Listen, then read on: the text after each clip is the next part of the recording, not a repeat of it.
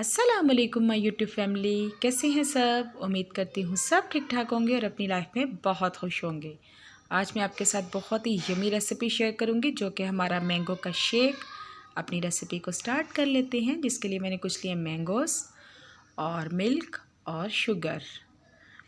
Next step देख लेते हैं।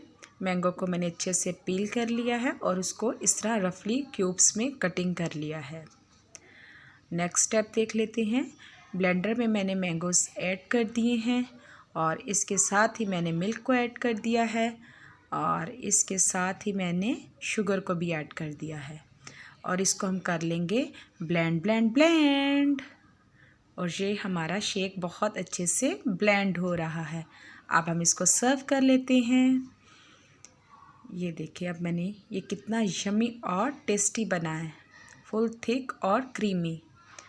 आपको अगर मेरी ये मैंगो शेक की रेसिपी अच्छी लगी है तो प्लीज़ मेरे चैनल को लाइक करें, शेयर करें, सब्सक्राइब करें और बेल के बटन को भी दबा दें ताकि आने वाली हर नई वीडियो आपको मिल सके। अपना भी बहुत सारा ख्याल रखिएगा, मुझे भी ढेर सारी दुआ में याद रखिएगा।